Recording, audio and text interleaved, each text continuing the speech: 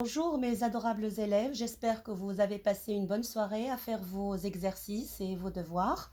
Comme promis, aujourd'hui on a un cours de conjugaison et donc c'est le présent du subjonctif. Tout d'abord on commence par les exemples pour que vous ayez une bonne connaissance déjà. Le premier exemple, il est possible que tu gagnes la compétition. Regardez, il est possible que. On a un verbe ici que tu gagnes. Vous avez dans votre esprit que c'est un verbe au présent, n'est-ce pas? On va y aller doucement. Il est impossible que nous manquions l'avion. Regardez, il est impossible que nous manquions. Nous manquions, c'est un verbe qui est conjugué à l'imparfait, n'est-ce pas? On va voir encore.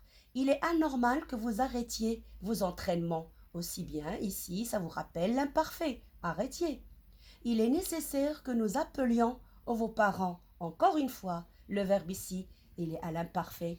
Il vaut mieux que j'organise mon travail. Aussi bien le présent. Regardez, il est possible que tu gagnes la compétition. Ici, ce n'est pas tout à fait un présent. C'est le présent du subjonctif. Il est impossible que nous manquions l'avion. Nous manquions. C'est le présent du subjonctif. D'accord? Et pour plus d'explications, on va aller tout d'abord savoir quelles sont les valeurs du présent du subjonctif et pourquoi on emploie le présent du subjonctif et quand.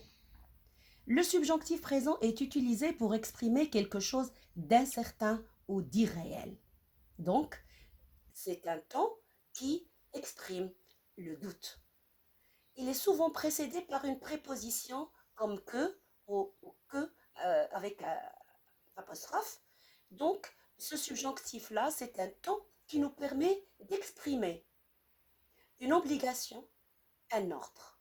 Par exemple, il faut que tu ranges vite tes affaires.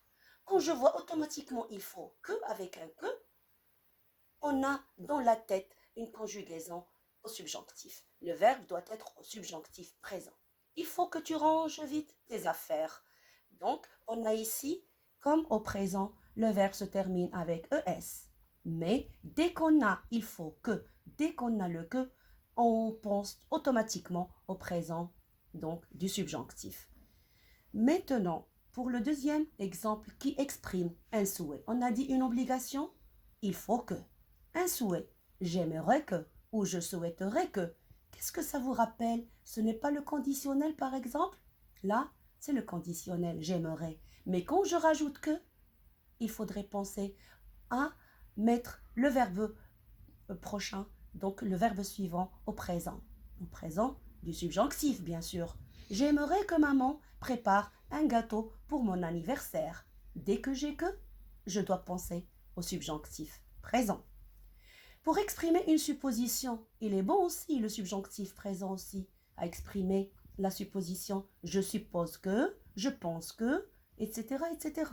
Il se peut que, je suppose, il se peut. Ce n'est pas sûr, on est toujours dans le doute. Il se peut que nous passions nos vacances à la maison. Regardez, nous passions. C'est encore, ça vous fait penser à l'imparfait. Mais ici, c'est le présent subjonctif. C'est le présent du subjonctif. Donc, on a il se peut que nous passions nos vacances à la maison. Maintenant, on va aller un peu plus dans la conjugaison avec les terminaisons du subjonctif présent. Regardez, au subjonctif présent, la plupart des conjugaisons se terminent par E, ES, E, IONS, IEZ, ENT. Qu'est-ce que vous avez remarqué? Que les terminaisons des pronoms singuliers ou de la première personne du singulier, c'est toujours comme le présent, E, ES, E. Mais pour nous et vous, c'est donc, on revient à la terminaison de l'imparfait. Il nous resterait donc la troisième personne du pluriel qui reste comme celle du présent.